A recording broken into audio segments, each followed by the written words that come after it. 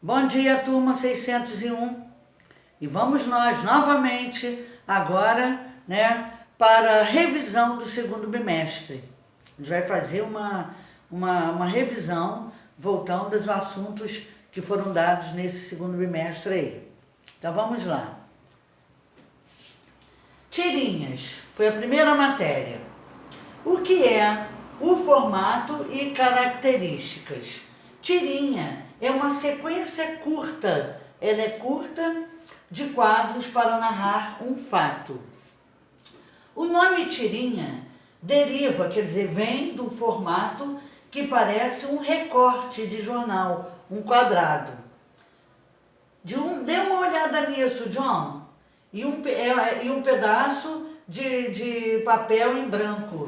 É um pedaço de papel em branco. Então, posso supor que você também está vendo que meu prato está vazio, né? Aqui são os quadros, ó, as tirinhas, quadro a quadro, um ao lado do outro, certo? Da esquerda para a direita.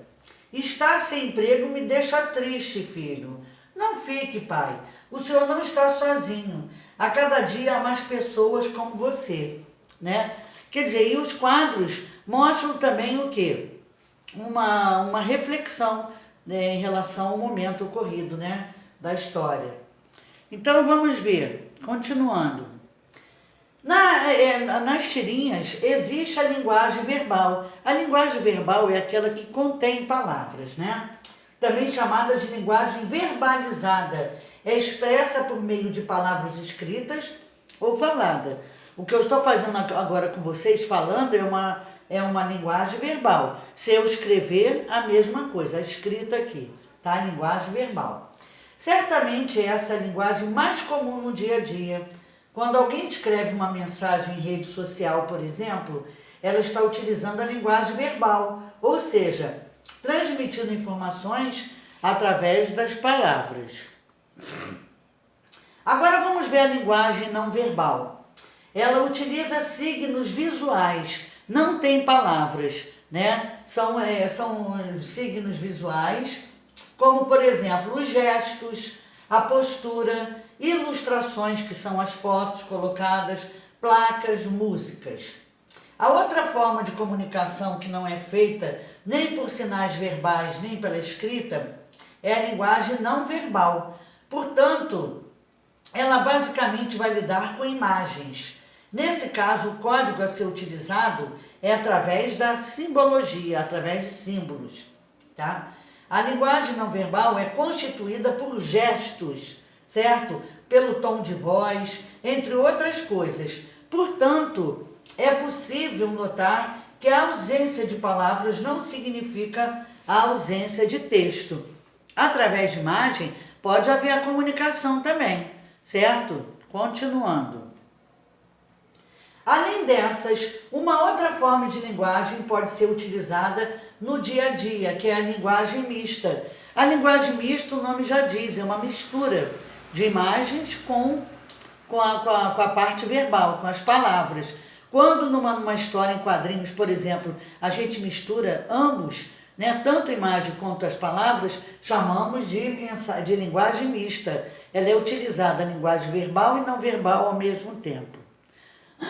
Aqui o exemplo, ó. Vocês estão vendo as imagens e as palavras, tá? As palavras são a linguagem verbal e as imagens a linguagem não verbal. Então aqui nós temos uma linguagem mista, a mistura das duas ao mesmo tempo. A mesma coisa aqui, ouviu? Né? Pode aparecer, ó, pode reparar o pensamento dela, né? Vem escrito dentro dos balões, certo? Para mostrar a linguagem verbal. E as imagens são a linguagem não verbal. A história em quadrinhos é contada em uma sequência de quadros, né? Um quadro ao lado do outro, certo? Da esquerda, escrito da esquerda para a direita, certo? Sempre dessa forma, entendeu? Estipulada. É composta de linguagem não verbal e muitas vezes também de linguagem verbal.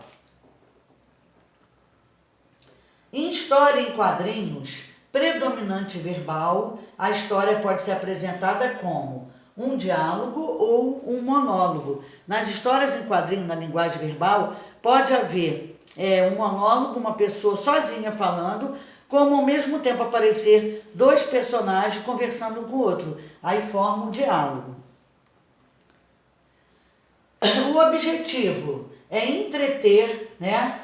Prender a atenção da pessoa que está lendo, ensinar alguma coisa e divertir o leitor. Quer dizer, ensinar e a gente colhe o conteúdo que a pessoa está querendo passar para a gente.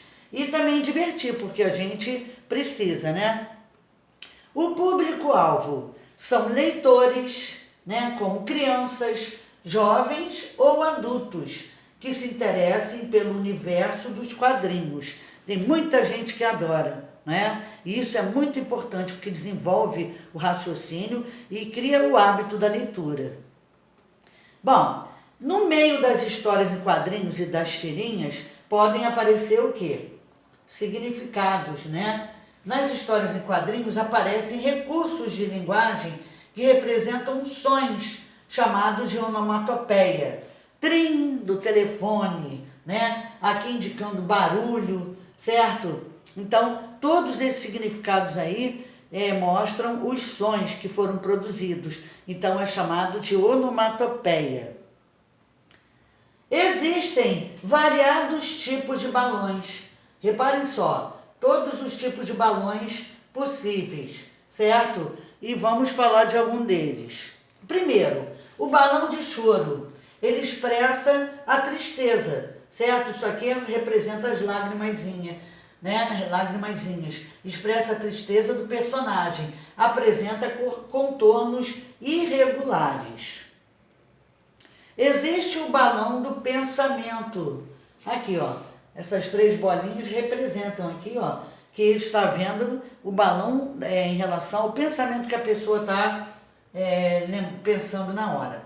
Os mais comuns apresentam rabicho, né, com contornos irregulares. O balão de grito, normalmente representado por letras destacadas em negrito ou por traços em zigue-zague. Então esse é o balão de grito. O balão de uníssono representa a fala de vários personagens ao mesmo tempo. Isso aqui é de uníssono, porque representa a fala de cada um, ó, tem 3. E se você colocar mais abertura, vai ser com mais personagens, sendo marcado por vários rabichos. O balão não verbal, né? Não verbal porque não tem escrita, geralmente com contornos irregulares, né? Traz símbolos dentro ou imagens e códigos. E o balão de sussurro, geralmente caracterizado por linhas tracejadas ou pontilhadas, que indica que está sendo utilizado um tom de voz baixo. Então, aqui nós recordamos, né, as matérias do segundo bimestre e eu peço a vocês que vocês vejam o vídeo novamente com bastante atenção, uma vez, 2, 3, para fixar melhor, tá? E um beijo para vocês e um bom dia.